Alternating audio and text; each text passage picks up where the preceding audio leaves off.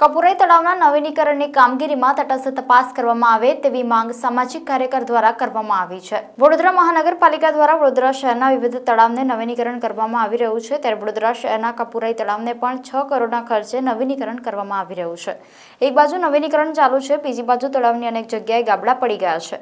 આ તળાવમાં આવતા વરસાદી પાણી માટે કોઈ જગ્યા રાખવામાં આવી ન હતી। કપુરાઈ તળાવને કરોડો રૂપિયાના ખર્ચે નવીનીકરણ કરવામાં આવી રહ્યું છે, ત્યારે વડોદરા મહાનગરપાલિકાના અધિકારીઓ દ્વારા નિરીક્ષણ કરવામાં આવતું નથી। કોન્ટ્રાક્ટર દ્વારા જોઈએ તે પ્રમાણેનું મટીરીયલ વાપરવામાં આવતું નથી તેવું સ્પષ્ટ દેખાઈ રહ્યું છે। 18 મહિનામાં કામગીરી પૂર્ણ કરવાની હતી, તેમાં પણ કામગીરીના નામે હલકી કક્ષાનું મટીરીયલ વાપરીને કોન્ટ્રાક્ટર ભ્રષ્ટાચાર કરી રહ્યા છે। એક બાજુ જનતા કહી રહી છે કે કમળ કા ફૂલ હમારી એક ભૂલ આ સૂત્રને સાર્થક કરતા દ્રશ્યો ઊભા થયા છે। સાથે આ કપુરાઈ તળાવની નવીનીકરણની કામગીરીની તટસ્થ તપાસ કરવામાં આવે અને કોન્ટ્રાક્ટરને બ્લેકલિસ્ટ કરવામાં આવે તેવી સામાજિક કાર્યકર અતુલ ગામેજી દ્વારા માંગ કરવામાં આવી હતી। વડોદરા મહાનગરપાલિકા દ્વારા વડોદરા શહેરના તળાવનું નવીનીકરણ કરવામાં આવી રહ્યું છે।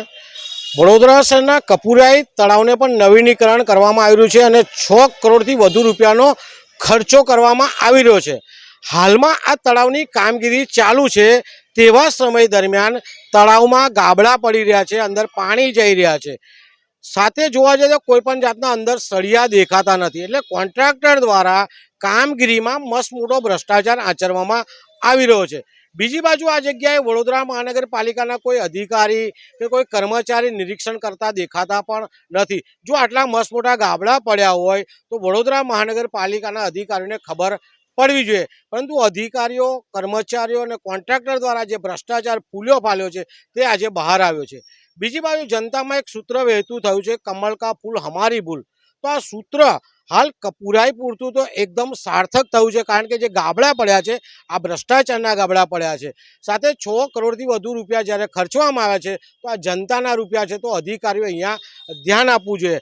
સાથે આજે વડોદરા મહાનગરપાલિકાના municipal commissioner Shri, chairman Shri અને મેયર સાહેબને વિનંતી છે કે આજે ને આજે આ કપુરાઈ તળાવની મુલાકાત લે, જે પણ ગાબડા પડે છે તે પણ જોવે અને આવા જે અધિકારી છે, જે કોન્ટ્રાક્ટરો છે એની સામે કાર્યવાહી કરવામાં આવે તેવી અમારી માંગ છે।